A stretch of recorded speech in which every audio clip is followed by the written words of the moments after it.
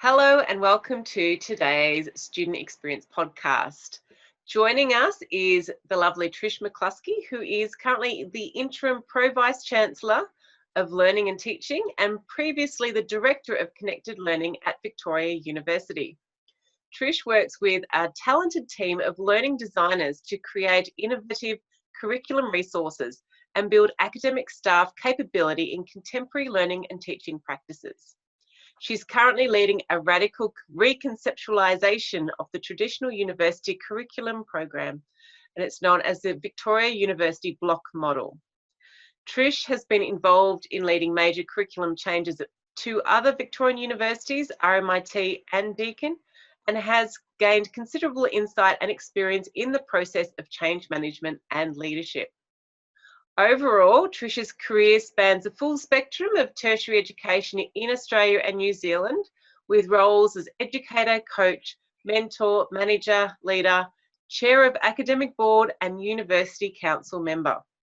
This broad spectrum of experience enables Trish to apply and incorporate leadership management, governance, curriculum development, digital literacy, technology and resilience within her work. And as she was just telling me before we started the podcast, she has a really deep understanding of a wide variety of people and their way of working. Thanks for joining us, Trish. It's lovely to be here, Tanya, and good to meet face to face. Yes, e-meeting is the thing to do these days.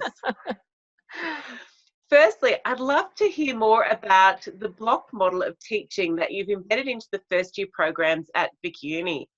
How does it work, and are you finding it a more effective way of engaging with students and creating a positive student experience? Yeah, well, we introduced the block model to Victoria University back in 2018. So we've been running it now for 3 years, and we actually have our first cohort of graduates graduating in November. And it's such a pity that we're in this, especially in Victoria, in this environment where we're having to do our graduations virtually, because the opportunity for such a celebration and to see those students come through having studied in the block model for 3 years is, a bit of a shame, really.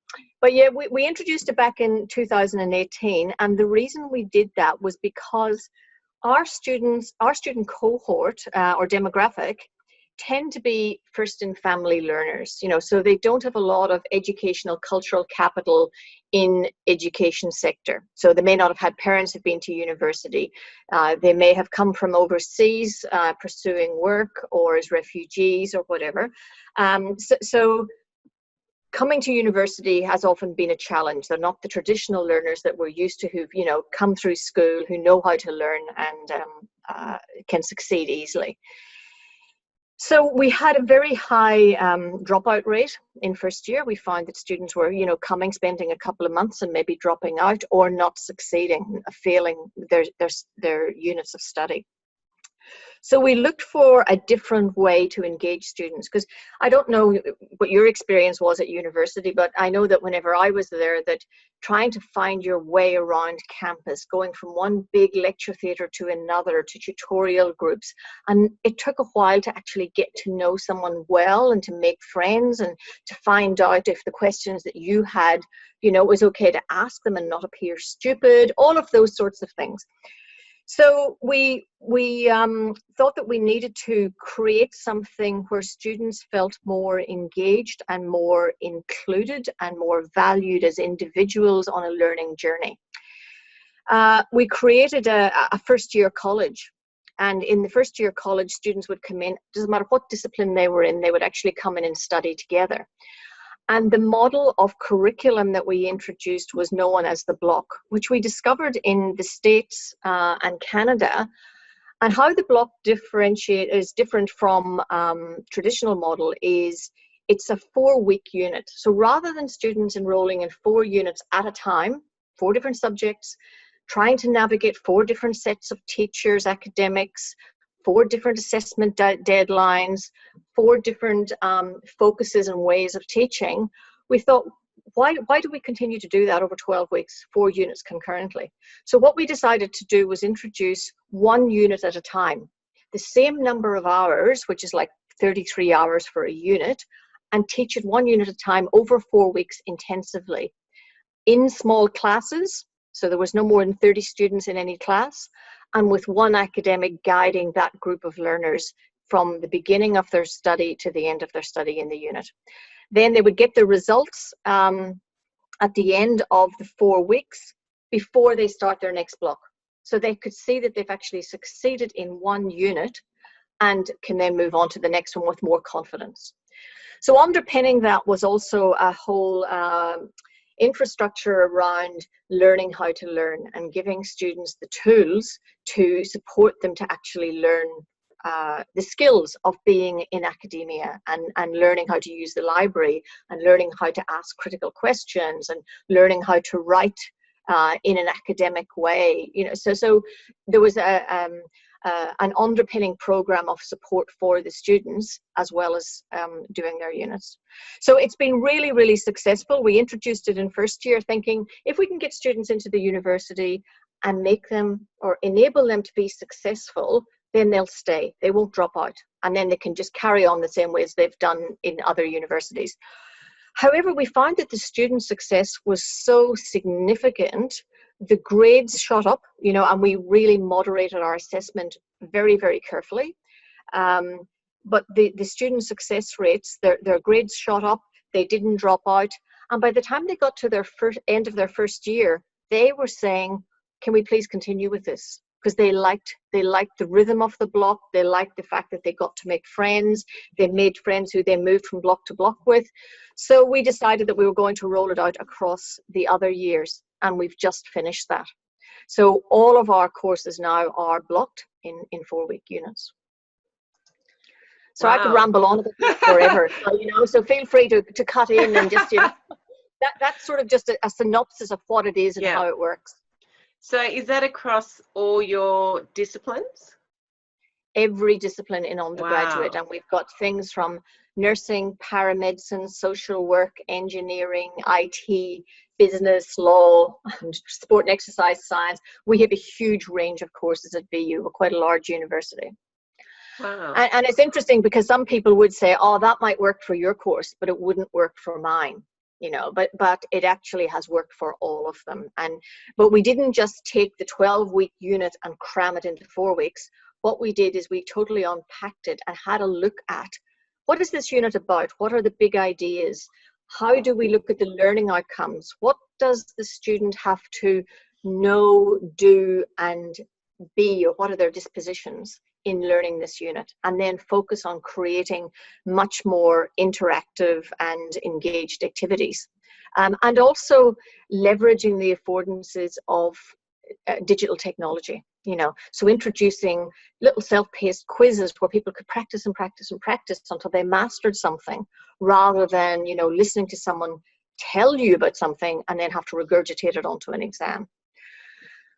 We also tried to actually shift away from the use of large summative assessment tasks such as exams and 3,000-word essays, and focus more on small chunked assessments, which were focused on assessments for learning rather than just assessment of learning. So students were actually learning from the assessment tasks they were doing and then bringing that learning into the next one. So did you find for students who would traditionally have learning challenges, whether it's they're experiencing ADHD or dyslexia, that model actually worked a lot better because it was dependent on different assessment and different teaching style? Absolutely. And I think that what we tried to do was normalize help-seeking behavior. Because very often, we see the students when they're not getting something that somehow they're in deficit and they have to go somewhere to be fixed or remediated. So that's why we had what we called complementary activities underpinning the block in the first year, and saying, here, if you need some extra help with writing or extra help with phrasing or extra help with developing a presentation or speaking in public, we've got all of these other things where we encouraged all students to go and ask for help and support each other. Yeah, and the smaller groups would also make it much safer for students to be able to talk. Yeah. No questions were stupid. And that's, I think, the importance of, the small group, where it was, you felt connected and you felt supported, and it built confidence, I suppose. And did you find with the need to shift to online with COVID that easier because it was smaller units that you were dealing with at a time rather than everything? Look, when COVID came along, we thought, bad for everyone else. just when we got a really good solution and we thought we were doing so well, then we've got this thing that disrupts everything. So we had the focus on small classes, and it was actually being together and supporting each other was one of the secret sauce of what the block model was. But in addition to that, we had designed it in such a way that we already had the digital learning platform, which is like the learning management system. And we had already designed in there before class, during class, and after class activities. It was really predictable. It was really familiar and well laid out, so students could navigate using this platform, and they could practice. They could go in and they could do their pre-reading, or they could practice little quizzes until they got things right, or they could watch short videos. So we already had the infrastructure there. We didn't know that it was going to work as well. And then all we really needed to do was transfer to the virtual classroom, which we used Zoom for. So rather than saying to students, okay, you're not going to do 3 hours on Zoom, but we may, open the class, see how everyone is, how everyone's coping, then say, okay, everyone go off to the digital learning platform and either work in pairs or do some tasks and then come back. So we found that it was so smooth, the transition, but also the students loved it because it was one unit at a time. Yeah. And a lot of students who are trying to navigate 4 academics at a time, learning how to use Zoom and not being digitally fluent, can be really, really stressful. Whereas if you think, I've only got one group, I see them every day, so we're all in it together. We're all in it together. Yeah, that's exactly right. Yeah. Awesome. That was good. Now, I heard you recently presenting at the Students as Partners conference about incorporating students in the development of that block curriculum. Can you share with us how that came about and how that actually worked in practice? Okay. We have what we call Students as Staff program, and we've had that in place since about 2007.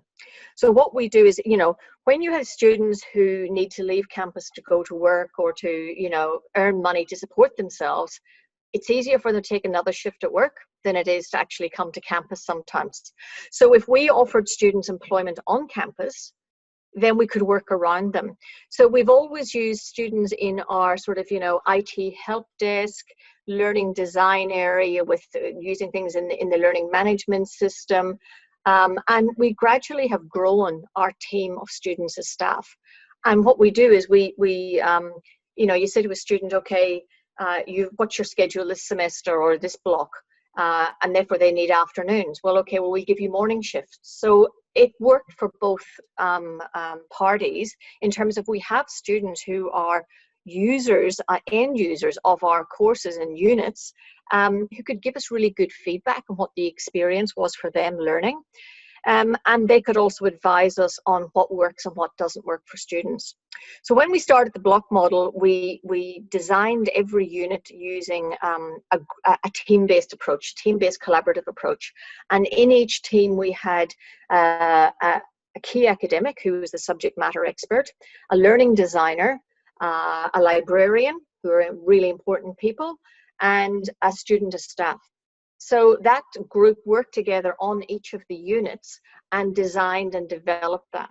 So it's been really, really useful because the final stage of that design and development process is a peer review.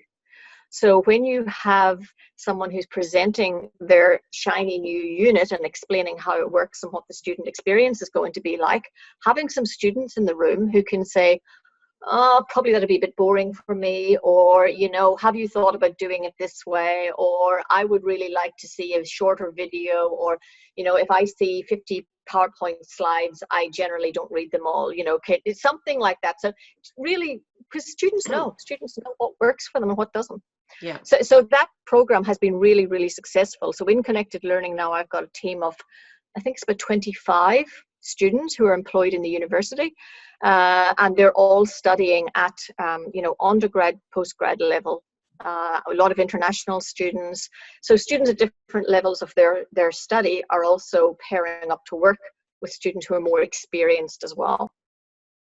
So that sounds great. So it's almost like it becomes that whole life cycle approach where they understand the student, they understand the different cultures, they understand what the experience is for the academics as well. Because I think one of, that's a big misunderstanding as well, that doesn't help with how people perceive units and that sort of thing. And we have a drop-in centre that we call the Hive. It's our central learning and teaching area. And the lovely thing is we always have staff in there, like either both learning designers and students as staff. And the number of academics who walk into the Hive, bypass the learning designers and go try to find the student staff, because they know the student staff will actually help them with stuff. So it's been a really it's if they want the recent experience and they want the young students who know how to do the tech stuff and say, is this boring? Would this help? Can you show me how to? So awesome. And how did you find that changed with COVID? So trying to do that collaborative stuff when you don't have that face-to-face anymore. Well, we still have a virtual Hive. We've set up the virtual Hive, and there's still the virtual drop-ins, and we've also got the live chat feature. So every time an academic is working in their learning space, in the learning management system on their unit, there's the little icon that says chat now, just like you do with your bank or with any other company. So there's always someone who's able to chat with you and take your call. And it's been really good for the students and staff, because if they can't answer it, they've got the confidence to say, oh, I know somebody who can. That we say not everybody has the answer to every question. So they build confidence in being able to say, I don't know, but I'll find someone who can help you. So that in the initial stages of moving to what we call digitally supported remote learning, rather than online learning, that the hits that we had, the stats that we have in terms of calls was just humongous. It was amazing to look at the number of calls that students and staff responded to, and the great feedback that we got from academics about how valuable they found it. Yeah, that's great. And just having their expertise and their knowledge as a student being valued, I think makes a huge difference too. And we pay them really well. Like we have some students who work in McDonald's, and they think, why would you work in McDonald's when you can work here and get paid a lot more? So and not smell of pickle sauce. And be flexible with your timetable when you can study and work at the same time. It's been really good for them. And in fact, what we've done is we've employed, I now have 4 or 5 of our ex-students as staff who graduated and love this work so much and have developed the skills. So we've now employed them as learning designers. So that's been really, really useful. And a number of them have been poached by other universities. I was going to say, I've heard that they've been poached a bit. We train them so well, and then they get poached. But a lot of them still like that. They feel very connected to the university because of how we've supported them. So yeah. And so I guess there's the experience of the students who are the students as staff, but how does that also enhance the overall student experience for all the other students who aren't working with you?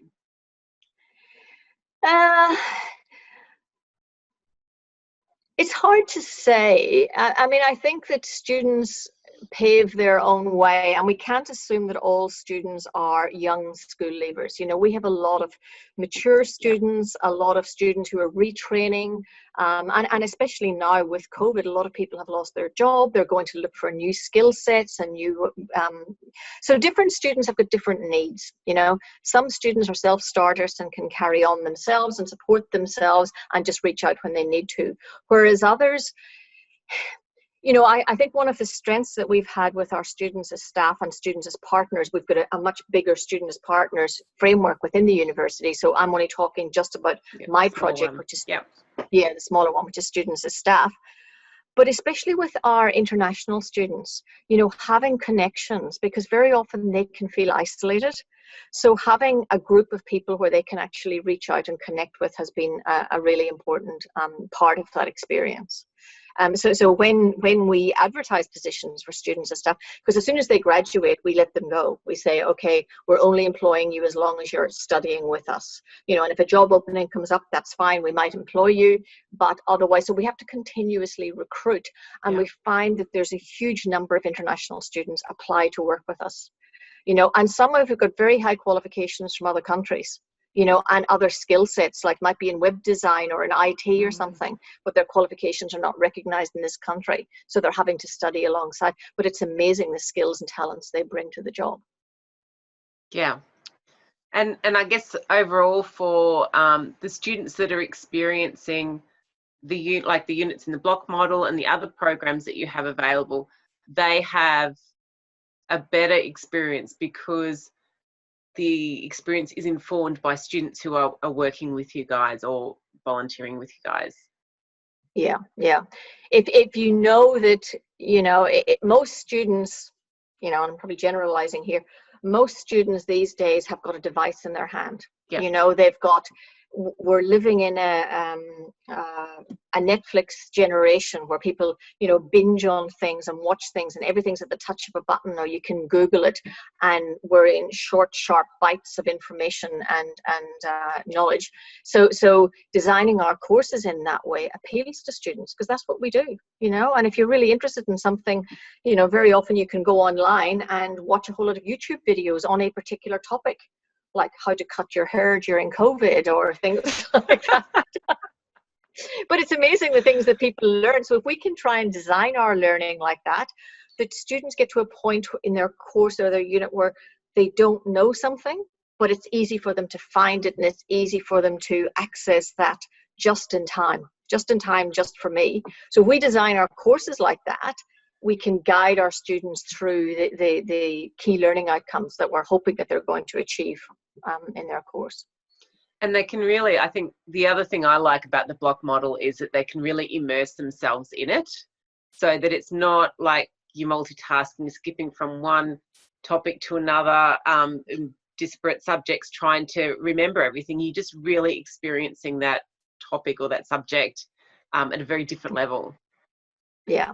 And I know when I was at uni, you know, you'd come in the following week and think, what did we do in the lecture last week? And you'd have forgotten it. And then the lecturer might spend half the class catching up with reviewing what we did last week. Whereas what happens now is because the students are so immersed in it, you know, you've just done it the day before. So we have, like, you do either 3 mornings a week or 3 afternoons a week or 3 evenings a week. And there's always one day somewhere in between those. So you might be in on a Monday morning, a Wednesday morning, and a Thursday morning. But it'll have just been the day before when you were busy talking about this, and you may have been online engaging with some of your peers overnight, or you might have to work on a collaborative assessment. So it's continuously in your head, that one subject, that one, rather than thinking, oh, what am I doing now, and do I have a test or an assignment due, and I'm going to skip off this class so I can study for it. You know, yeah, and I've got 3 due on the same day for different subjects. Yeah. Those things. So I'll just drop out of one for a while, and then you miss and you have difficulty catching up. So I think it's hearing the student voice and the feedback that we get about that experience. That's not to say that it's easy. It means that you know, you can't hide. You can't take your foot off the pedal. There's an assignment due almost every week, even if it's a small one. So if you focus on what you're doing, you will succeed. So I think that's the message that I've heard students, you know, subsequently give each the students who are following behind them. If you just focus on what you're doing, you will succeed. You'll be fine. But if you think that you can just leave it all to the last minute, it doesn't work in the block. I don't think it works in anything, to be honest. But but if students struggle or fail or have to drop out of it because of illness, or, you know, because they have to work or something, the beauty is that we will offer the unit again several times over the course of the year.